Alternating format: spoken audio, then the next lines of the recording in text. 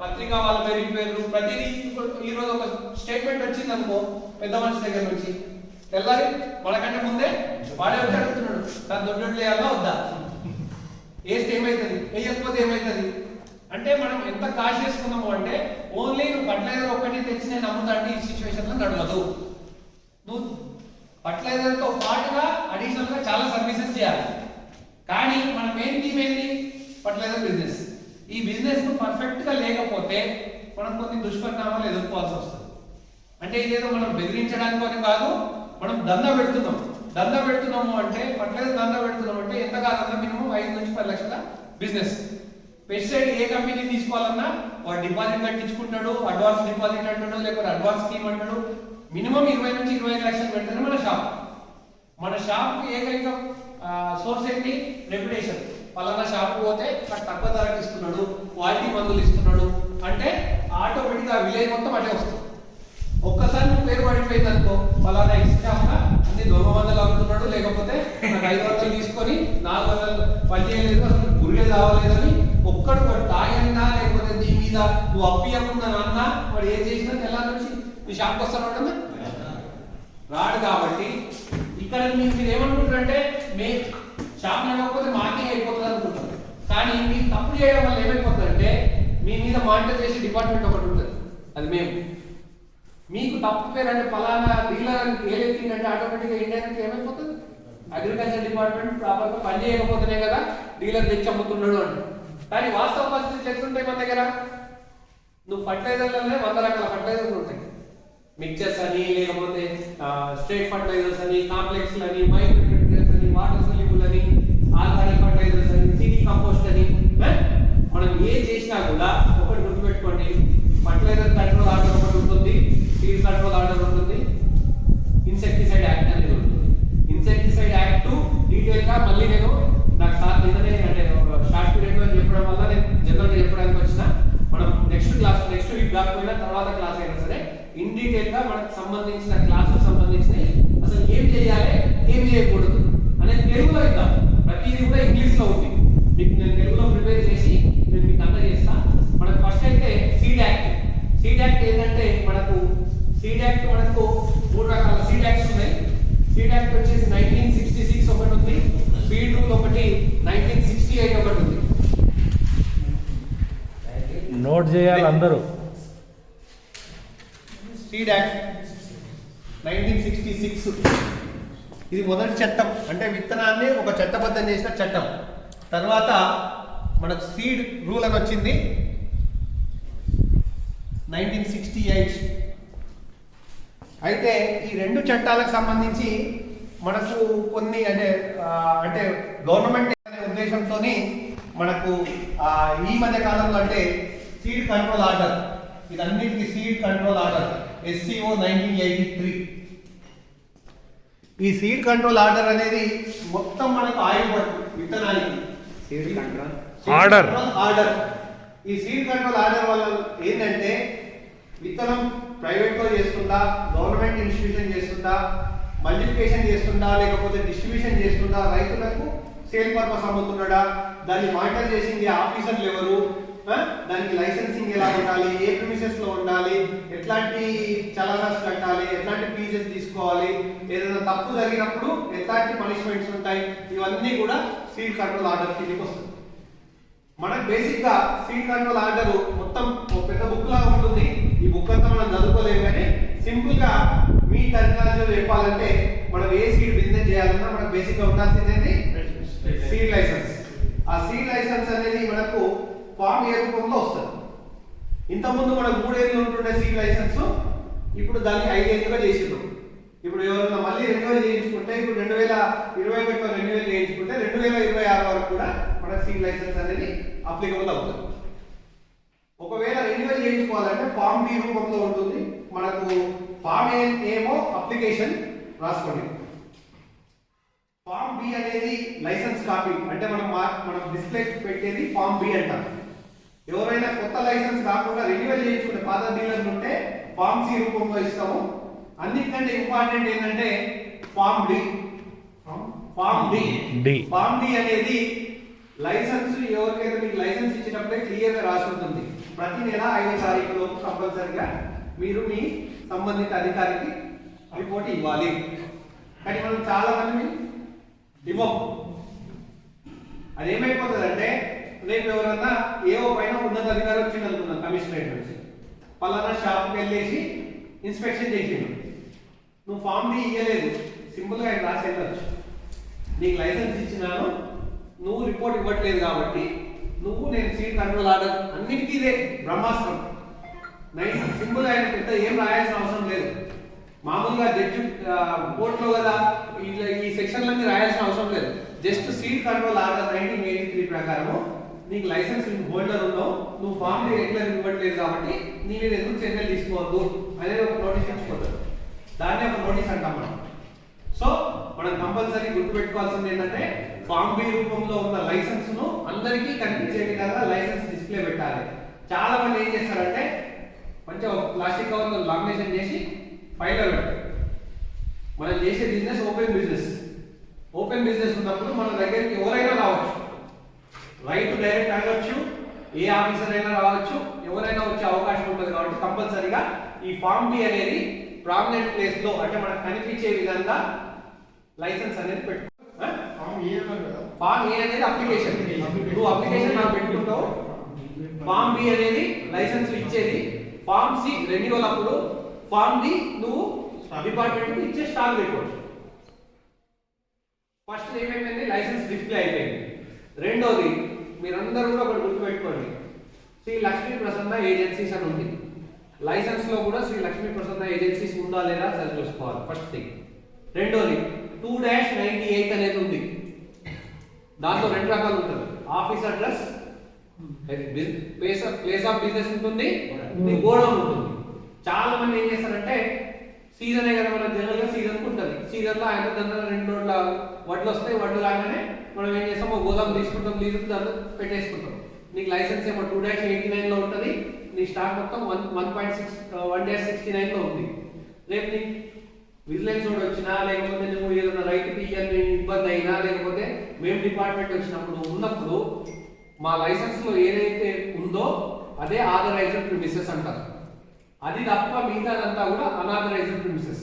నీకు లైసెన్స్ ఉండి expiry date ఉన్నప్పటికీ కూడా నువ్వు నీ లైసెన్స్ లో తప్పనిసరిగా ఆ 1-59 అనే దాన్ని ఇంక్లూడ్ చేయించుకోవాలి. మీరు ఏ గోదాం తీసుకున్నా గుర్తుపెట్టుకోండి, ఫర్టిలైజర్ కానీ, పెస్టిసైడ్ కానీ, సీడ్ కానీ మినిమం 500 రూపాయలు చలాన్ వస్తుంది.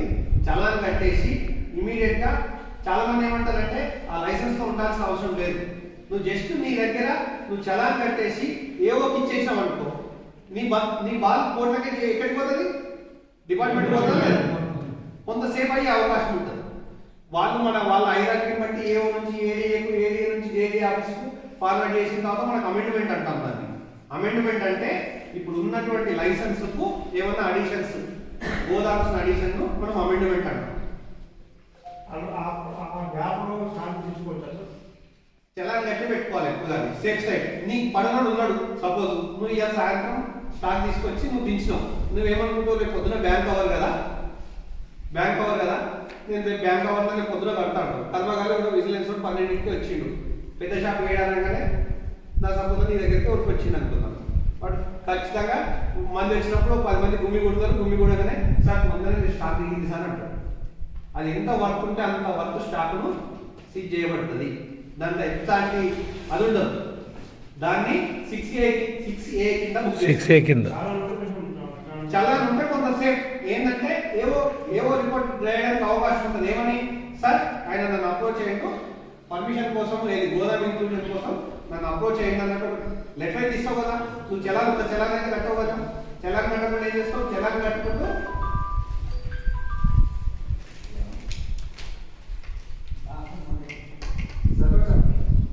ఒక 10 నిమిషాలు చేస్తాను, ఒక క్లాస్లో ఉన్నా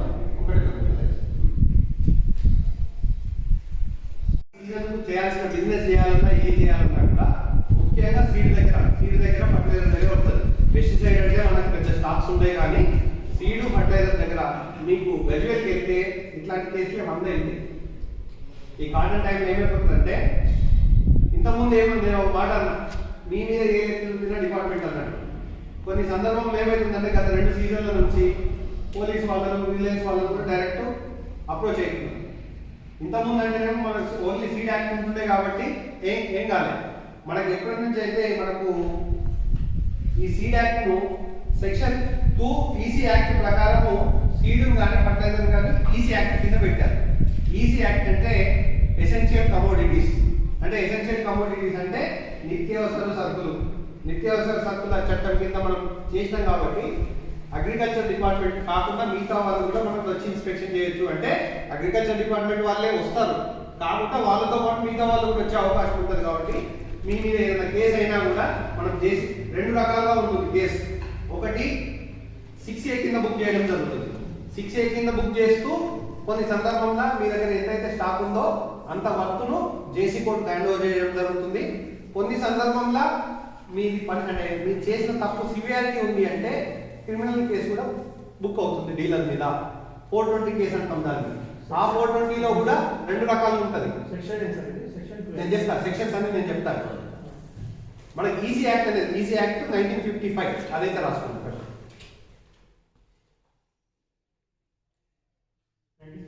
1955.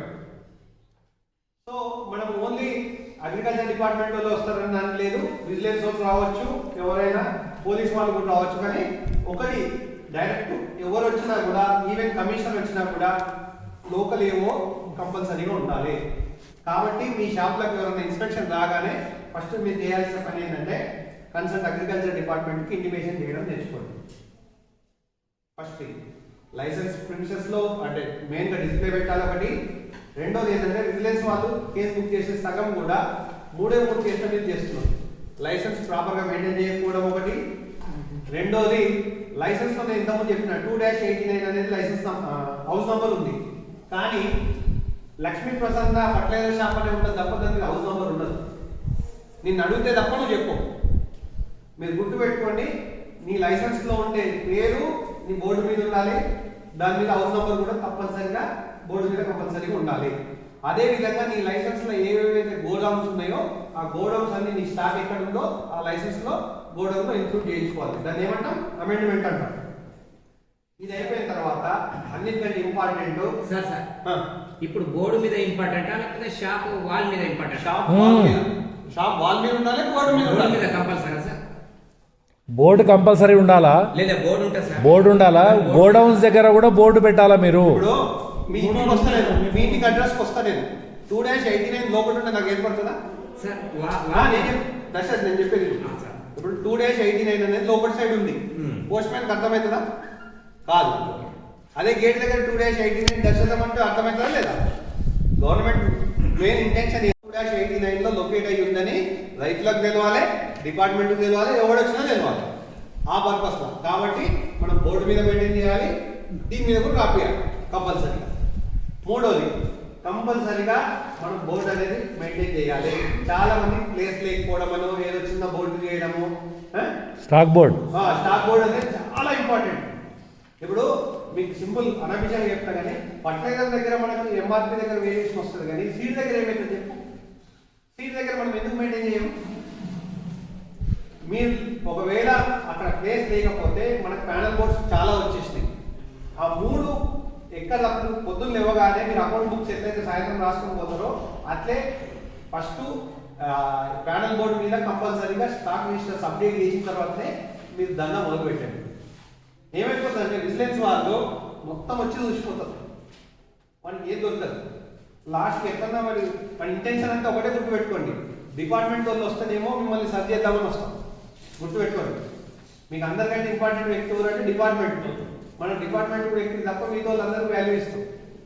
నేను చాలా చూస్తున్నాను, నేను చెప్తున్నా భయపడతాం. ఇప్పుడు నేను యాజ్ ఆఫీసర్ ఉన్నా అంటే ట్రాఫిక్ పోలీస్ వాడు వస్తుందంటే ఆయనకి మన లైసెన్స్ ఉందా లేదా అని చెక్ చేసుకుంటాం. ఆ భయం ఉండాల్సిన అవసరం లేదు డిపార్ట్మెంట్. కానీ ఆ మినిమం రెస్పెక్ట్ అనేది ఉండాలి. ఆ కంపల్సరీగా మిమ్మల్ని సర్చ్ చేయడానికి వస్తాం. అదే వేరే డిపార్ట్మెంట్ వాళ్ళు వచ్చిరనుకో వాళ్ళ ఇంటెన్షన్ ఒకటే, నువ్వు లక్షలు సంపాదిస్తున్నావు, దొంగతనం చేస్తున్నావు, నీ మీద కేసు బుక్ చేయాలి అంతే తప్ప విజిలెన్స్ వాళ్ళు వచ్చినా పోలీసు వాళ్ళు వచ్చినా వాళ్ళ మెయిన్ ఇంటెన్షన్ ఏంటంటే నీ మీద కేసు బుక్ చేయాలి. సో వాళ్ళ కేసు దొరకద్దు అంటే ఒకటికి 10 సార్లు ఏవోతో డిస్కషన్ చేయండి. సార్ నాకు ఇవే ప్రాబ్లమ్స్ ఉన్నాయి, ఇవి ఎట్లా సార్ చేసుకోవాలి, నేను ఏం చలాన్ కట్టాలా, ఎవరి దగ్గర పోవాలి, ఏ బ్యాంకులో ఎంత చలాన్ కట్టాలి, ఇవన్నీ డిస్కషన్ చేస్తేనే వస్తుంది. నేను అనుకున్నా సార్, చేద్దాం అనుకున్నా సార్ అనే అలా ఏమైపోతుంది అంటే మీ మీద మీరు రిమార్క్ అయిపోతుంది. కానీ అక్కడ రాష్ట్రుడు ఏమని రాస్తాడు, వ్యవసాయ అధికారుల వైఫల్యం వల్ల పోలీసు వాళ్ళు వచ్చిండ్రు, ఇన్స్పెక్షన్ చేసిండ్రు, సీజన్ పోయినట్టే, అవుట్ అండ్ అవుట్గా మీ సీజన్ పోయినట్టే. ఒక్కసారి 6A బుక్ అయ్యింది, స్టాక్ సీజ్ అయింది అంటే ఆటోమేటిక్గా ఎంతైతే స్టాక్ అయిపోయిందో మేము 24 గంటల నుంచి 48 గంటల లోపు జేసీ కొట్టు 1 lakh లోపు ఉంటేనేమో, ఇప్పుడు సపోజ్ నువ్వు 50 బస్తాల విత్తనాలు ఉన్నాయి, 750 రూపాయలు చొప్పున 50 బస్తాలు అంటే 35,000 రూపాయలు, అంటే ₹1,00,000 లోపు ఉంది. కాబట్టి ఆ స్టాక్ మేము స్వాధీనం చేసుకొని జేసీ కోర్టు గారికి హ్యాండ్ ఓవర్ చేయాలి. జేసీ గారికి గోదాములు అవి ఉంటాయి కాబట్టి ఆయన వల్ల మొత్తం కస్టడీ పర్మిషన్ మనకే ఇస్తారు. 35,000 వర్త్ నీ దగ్గర స్టాక్ సీజ్ చేసినాము అంటే ఆ 35,000 వర్త్ స్టాక్ మనం కోర్టులో ఎట్లయితే తిరగాలో జేసీ కోర్టు అనేది ఉంటుంది. ప్రతి వారమా 15 రోజులకు ఒకసారి ఆయన పిలుస్తూ ఉంటాడు. పిలిచినప్పుడల్లా ఆయన ఆర్గ్యుమెంట్స్ చేసి అవన్నీ చేసిన తర్వాత రేపు నీ తప్పనుకో ఆ 35,000 వర్త్ దానికి నువ్వు చేసే తప్పుదాన్ని బట్టి 10 నుంచి 100% పనిష్మెంట్ ఇవ్వడానికి అవకాశం ఉంటుంది. మీరు చిన్న తప్పే అనుకో 35,000 వర్త్ స్టాక్ లో 10% అంటే ఎంత, 3,500 రూపాయలు ఫైన్ వేసేసి నీ 35,000 స్టాక్ రిలీజ్ చేసుకోమని చెప్తాడు, రిలీజ్ ఆర్డర్ ఇస్తాడు. లేదు నువ్వు చేసిన తప్పు పెద్దదైంది అనుకో, మొత్తం టోటల్ గా 35,000 ఫైన్ ఇంపోజ్ చేస్తాడు. ఆ ఇంపోజ్ చేసినప్పుడు ఏం చేస్తారంటే డిపార్ట్మెంట్కి కానీ వేరే వాళ్ళకి ఒక ఆప్షన్ ఇచ్చేసి ఆ సీడ్ని బహిరంగ మార్కెట్లో అమ్మేసి ఆ అమ్మిన వాల్యూను కోర్టుకు ఫైన్ ఇంపోజ్ చేయమని చెప్తారు. ఒకసారి మనం 35,000 వర్త్ స్టాక్ సీజ్ అయితే 30,000 వస్తాయా, దొంగమాలు వస్తుంది ఏమన్నా, అది 10,000కో 20,000కో పోతుంది. అంటే 30,000 స్టాక్ పోతుంది, అందులో ఓన్లీ 10,000 వస్తాయి, మళ్ళీ ఇంకో 25,000 కలిపి మనం జేసీకి ఫైన్ కట్టాలా అవుతా. సో ఎప్పుడు కానీ గుర్తుపెట్టుకోండి, మనం మ్యాక్సిమం స్టాక్ సేల్ వరకే. ఒకసారి స్టాక్ సీజ్ అయింది, దీని తర్వాత స్టెప్స్ ఉంటాయి. ఇంకా సీజ్ అయింది అంటే మన సీజన్ పోయినట్టే. పోనీ జేసీ కోర్టు ఒకటే అయింది, డిపార్ట్మెంట్ ఏమన్నది అంటే కంపల్సరీ దీన్ని అడిగేట్టు వాళ్ళు ఉంటారు కాబట్టి డిఓ ఆఫీస్ లెవెల్లో కమిషనరేట్ లెవెల్లో ఉంటారు కాబట్టి నీ దగ్గర తప్పు జరిగింది కాబట్టి జేసీ కోర్టులోనేమో ఒక పనిష్మెంట్ ఉంటుంది, మళ్ళీ క్యాన్సిలేషన్ అనేది ఒక ఆప్షన్ ఉంటుంది. సస్పెన్షన్ అంటేనేమో లిమిటెడ్ పీరియడ్ వరకే సస్పెన్షన్, అంటే నువ్వు పలానా తప్పు చేసినావు కాబట్టి సీడ్ కంట్రోల్ ఆర్డర్ 1985 ప్రకారం నువ్వు తప్పు చేసినావు కాబట్టి 1983 ప్రకారం తప్పు చేసినావు కాబట్టి నిన్ను 2 నెలల 3 నెలల 6 నెలల సస్పెన్షన్ చేస్తున్నావు అనేది సస్పెన్షన్ చేయడం. లేదు నువ్వు చేసిన పెద్ద తప్పు ఉందనుకోండి క్యాన్సిలేషన్, అంటే పలానా సాయి ప్రసన్న ఫర్టిలైజర్ అనే వాళ్ళది క్యాన్సిల్ అయిపోయిందంటే ఆ ఫర్మ్ పేరు మీద తర్వాత లైసెన్స్ రావడానికి గగనం రాదు కూడా. అదే సస్పెన్షన్ అయితే సస్పెన్షన్ మళ్ళీ ఆ సస్పెన్షన్ కాలం అయిపోయిన తర్వాత మళ్ళీ ఎట్లాంటి తప్పు చేయాలని డిపార్ట్మెంట్ ఒక లెటర్ రాసి డిపార్ట్మెంట్ ఎవరైతే లైసెన్సింగ్ అథారిటీ మనకు ఉంటారో వాళ్ళు కన్విన్స్ అయితే ఆ సస్పెన్షన్ రివోక్ చేసే అవకాశం ఉంటుంది. కాబట్టి మనం సస్పెన్షన్, క్యాన్సిలేషన్, స్టాక్ సీజర్ వరకు రాకుండానే మనం జాగ్రత్తగా స్టాక్ రిజిస్టర్, మనం చాలా చిన్న విషయం తెలియక అంటే సార్ నేను చేస్తున్నా సార్ ఎవరు రాలేదు ఇంతవరకు రాలేదంటారు. అప్పటికి ఇప్పటికి చాలా చేంజ్ అయిపోయింది. గత 3 ఏళ్ల నుంచి వాళ్ళ ఇంటెన్షన్ అంతా, గవర్నమెంట్ ఇంటెన్షన్ అంటే ఏంటి, కౌడిపల్లికి పోతుంటే ఆ దారిలో పోలీసు వాళ్ళు ఉన్నారు అంటే అప్ టు మెదక్ నుంచి కౌడిపల్లికి వెళ్ళే రూట్ అంతా అలర్ట్ అవుతారా లేదా. సో ఒక సీజన్లో ఒక 10 మంది డీలర్ల మీద యాక్షన్ తీసుకున్నారు అంటే మొత్తం రాష్ట్రం అంతా సెట్ అయిపోతుంది. ఇప్పుడు ఇంకో కొత్త చట్టం వచ్చింది, పీడీ చట్టం అని. ఆ పీడీ చట్టం తీసుకునే అవకాశం ఉంది. మనం ఏదో 50 రూపాయలకో 100 రూపాయలకో దందా చేసే వాళ్ళకు మనకి ఇవన్నీ అవసరమా? అవసరం లేదు కదా. మన దందా ఏంటి, షాపుకు రావాలి, అమ్ముకోవాలి ప్రోడక్ట్, రైతు క్వాలిటీ ప్రోడక్ట్ ఇవ్వాలి, డిపార్ట్మెంట్ రిపోర్ట్స్ ఇవ్వాలి, ఇది చేసుకుంటూ పోతే సీజన్ హ్యాపీగా అయిపోతుంది. కానీ షాప్ బంద్ చేసుకొని చేసేసుకొని మొత్తం మనం కోర్టుల చుట్టూ పోలీసుల చుట్టూ తిరిగితే కరెక్ట్ ఉంటుందా? ఉండద్దు. అంటే మనం తప్పనిసరిగా రిపోర్ట్స్ మెయింటైన్ చేయాలి, డిస్ప్లే మెయింటైన్ చేయాలి, కంపల్సరీగా మనకు ఇది స్టాక్ బోర్డ్ ఎప్పటికప్పుడు అప్డేట్ చేసుకోవాలి, ప్లస్ మనకు ఇవన్నీ చేసుకోవాల్సి ఉంటుంది. మనకు జనరల్గా నేను కొన్ని నేను చదివి వినిపిస్తాను మీకు, దానివల్ల మీకు ఈజీగా అర్థమైపోతుంది.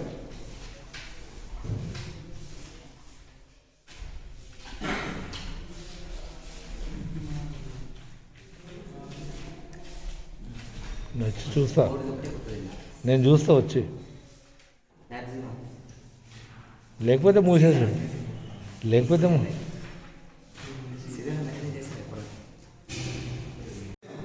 కోర్టు చుట్టూ నువ్వు తిరగాలి, మేము తిరగాలి. శాంప్లింగ్ ఉంటుంది, ఇవన్నీ చెప్తాను నేను ఒక 2 నిమిషాలు. కలిసి తిరగాలి. కలిసి తిరగాలి. మనకు బాధాకరమైన విషయం. ఇప్పుడు నేను ఒక కంపెనీ మీద సీట్ కేసేసిన, అంటే శాంపిల్ తీసిన, శాంపిల్ ఏదైతే జనరేషన్ మినిమం స్టాండర్డ్ ఉందో సబ్ స్టాండర్డ్ వచ్చింది. సంగారెడ్డి కోర్టు, నేను సిద్దిపేటలో ఉంటాను.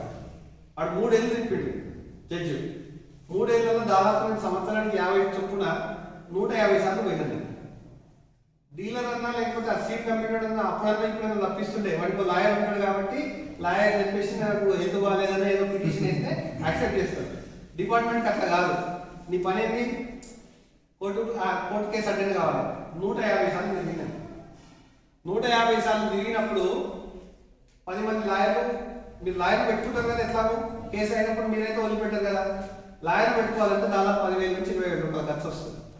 వాడు పెద్ద కంపెనీ కాబట్టి ఒక 10 మంది లాయర్లు వచ్చి ఒకటే క్వశ్చన్ అన్నాడు, సార్ మీరు శాంపిల్ తీసిరు కదా అంటాడు. నేను నోటీస్ ఇచ్చిన, శాంపిల్ తీసిన. లేదు సార్ అది రిటర్న్ వచ్చిన స్టాక్ అంటాడు లాయర్. రిటర్న్ కానివ్వండి, ఏదైనా కానివ్వండి, ఒక ఫర్టిలైజర్ ఇన్స్పెక్టర్, ఇప్పుడు మమ్మల్ని seed inspector, fertiliser inspector, insecticide inspector అంటారు. అప్పటిదాకా నువ్వు ఏం చేసినా మాకు సంబంధం లేదు. నేను ఇన్స్పెక్షన్ చేసినప్పుడు మాత్రం నీ దగ్గర తప్పనేది దొరకద్దు.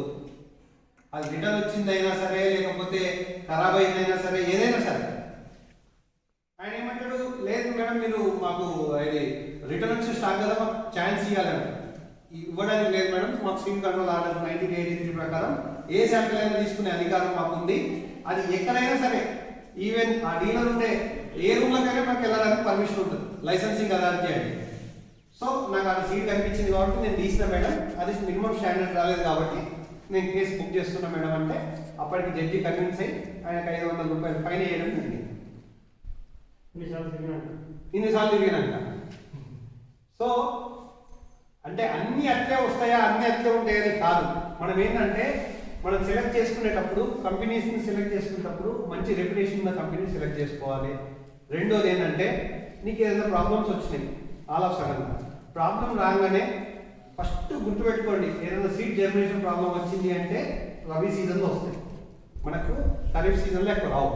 ఎందుకంటే మనకు ప్యాడీ అయిపోగా నెక్స్ట్ ప్యాడీ అయిపోయి వాడు ప్రాసెసింగ్కు ప్రాపర్ జనరేషన్, అంటే మనకు డార్మెన్సీకి టైం ఉండదు కాబట్టి, 40-45 రోజులు టైం ఉండదు కాబట్టి జనరేషన్ రాకపోవచ్చు. ఇమీడియట్గా మనం ఏంటంటే ఏదైనా ఫార్మర్ రాగానే వాడి మీద మనం మరుస్తాం. సార్ నేను 100 మందికి అమ్మిన, 10 లారీలు అమ్మిన, ఒక్కనే చెప్తున్నాను. ఫస్ట్ ఏంటంటే ఆయన జెన్యూనిటీ ఏంటంటే మనం చూడాలి. కొంతమంది దాంట్లో కూడా కావాలని చేసి బ్లాక్ మెయిల్ చేసే వాళ్ళు కూడా ఉంటారు.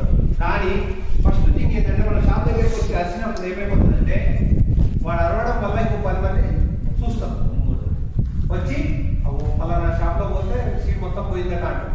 అండ్ నిజంగా ప్రాపర్గా నానబెట్టిందా తెలియదు, సీట్ ట్రీట్మెంట్ చేసిందా లేదా తెలియదు, వాడు మండే ప్రాపర్గా కట్టిందా లేదా తెలియదు, చల్లేటప్పుడు కింద మంచిగా లెవెలింగ్ చేసిందా లేదా తెలియదు. ఇవన్నీ తెలియాలంటే మనకు కొంత టైం కావాలి.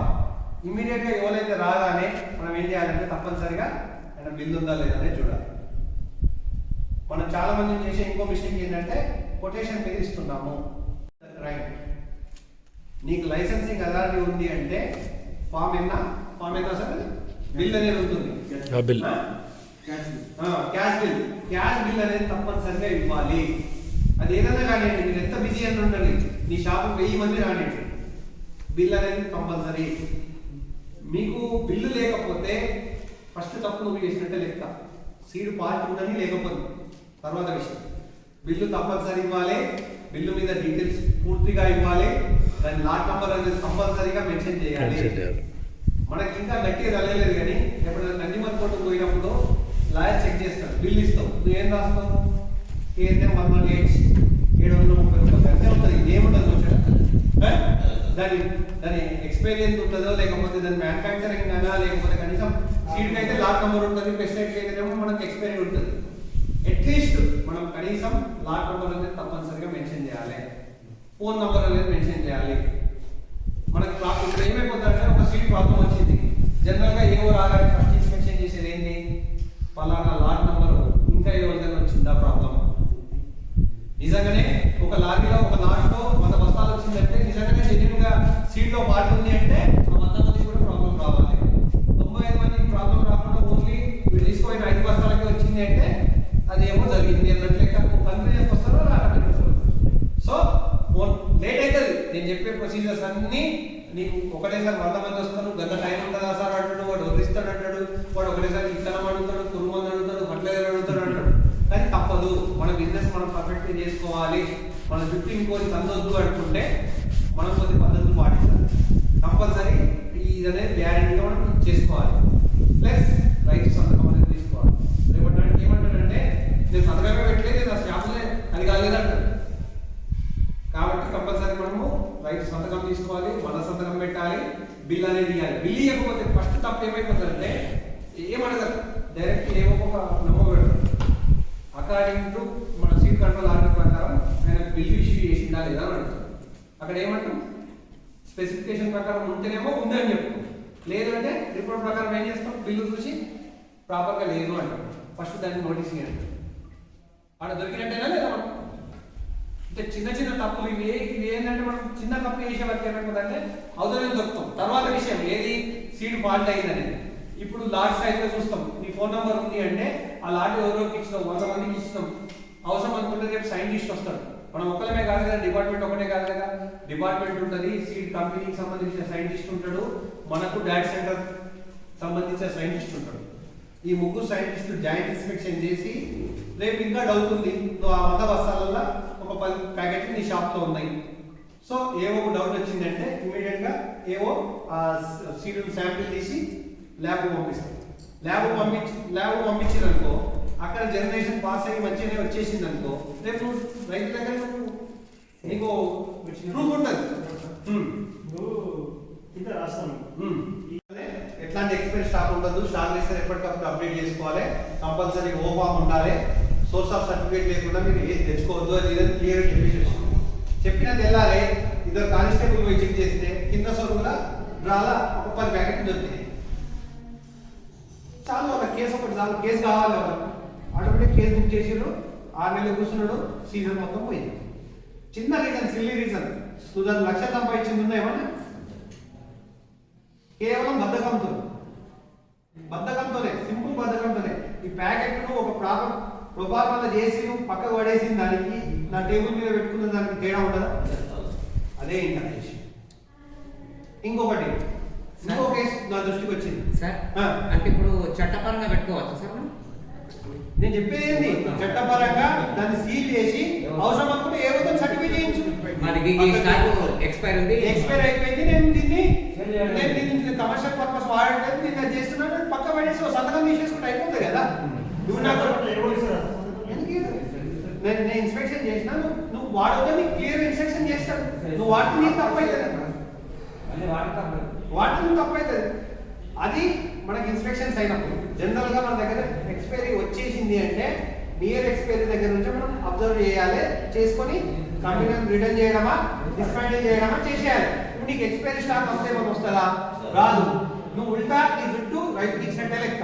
ఇప్పుడు అప్పటి లెక్క లేదు, అన్ని వస్తాయి అని చెప్తే నడవదు. ఆ సీడ్ ప్యాకెట్ తీసుకొని పోయి పేపర్ వాళ్ళకో మీడియాకో ఇచ్చేసిందంటే ఎక్స్పైరీ స్టాక్ అమ్ముతుందా పలానా సీడ్, పెద్ద స్కూలింగ్ వచ్చేస్తుంది. ఆ అవసరం కూడా పోతే 50 రూపాయలు పోతుంది. చిన్న ప్యాకెట్ ఎంత పోతుంది? నీకు పెద్ద ప్యాకెట్ వల్ల ఎక్కడ రాదు. ఇది వచ్చేది కేవలం చిన్న 5 గ్రాములు 10 గ్రాముల వెజిటేబుల్ ప్యాకెట్ వస్తుంది. 5 గ్రాముల వెజిటేబుల్ ప్యాకెట్ ఎంత ఉంటుంది చెప్పు? మా అంటే 100 రూపాయలు ఉంటుండొచ్చు. 100 రూపాయల కోసం మనం ఇంత తీసుకోవడం అవసరం. రెండోది, ఈ మధ్య కాలంలో బాగా ఇప్పుడు ఈ అన్ని కూడా కంప్యూటరైజ్ అయ్యాయి కాబట్టి ప్రింటింగ్ వస్తున్నాయి. ప్రింటింగ్ వచ్చినప్పుడు కొన్ని అవి లాట్ కంటిన్యూస్ గా ప్రింటింగ్ వస్తుంది కంప్యూటర్. ఆ ప్రింటింగ్ ప్రాపర్ ఉంటలేదు, ఇంప్రాపర్ లేబుల్ దాని మీద కూడా కేసు బుక్ చేయొచ్చు. మీకు ఆ విషయం తెలుసా? బ్యాగ్ మీద. సో మనం జస్ట్ అవాయిడ్ చేయడం ఏంటంటే రాగానే లాట్ చూసుకోవాలి, చూసుకున్న పక్కన డిస్ప్లేలో పెట్టుకోవాలి. ఏదైనా ఇంప్రాపర్ లేబుల్ లేనిది ఇమీడియట్ గా కంప్యూటర్కి రిటర్న్ చేయడం ఉత్తమం. అంటే కొన్ని బ్యాగ్స్ లేబుల్ వస్తలేదు సార్, కొన్ని లేబుల్ రాని బ్యాగ్ అనేది చట్టపరంగా కాదు, అమ్మకూడదు. నీకు అమ్మే హక్కు లేదు. అది ఏమైపోతుందంటే మీకు ఎంత చాలా సింపుల్ అనుకుంటున్నారు కానీ ఇప్పుడు బీటీ విత్తనాలు ఉన్నాయి మీకు సదాశివపేట కానీ అల్లాదుర్గు అటు మన అటు సైడ్ పోతే మొత్తం కూడా ఎక్కడి నుంచో వాడు నైట్ ఫ్లైయర్స్ అని పంపిస్తారు రాత్రి వచ్చేసి బేగం బజార్ పోతే నంబర్ ఆఫ్ కంపెనీస్ దొరుకుతున్నాయి మన లేబుల్ లాగానే బేయర్ అంటే బేయర్ ఖర్చు పొందినట్టు వాడు అంటాడు మంచి ప్యాకింగ్ కూడా వాడు దీనికంటే మంచి ప్యాకింగ్ చేస్తాడు సీడ్ వేసేసి అది చేస్తాడు వాడికి తేడా లేదంటే కదా ఆ లాట్ ప్రకారమో ఏవో కన్సల్ట్ డిఓతోనో లేకపోతే ఆ కంపెనీ వరకు మెమో పెడితే మొత్తం డీటెయిల్స్ వస్తాయి ఈ దొంగ సీట్కి ఏమొస్తుంది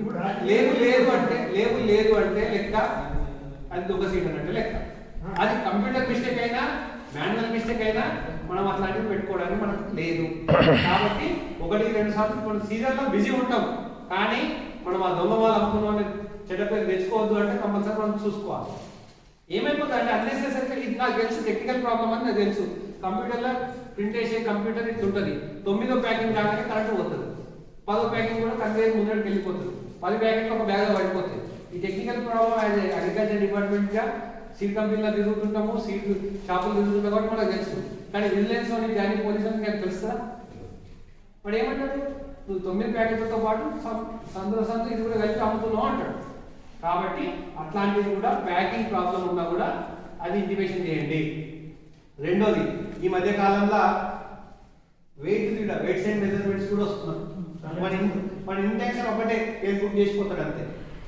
మనం అన్ని ప్యాకెట్లు చెక్ చేసుకుంటాం ఆ సార్ అంటే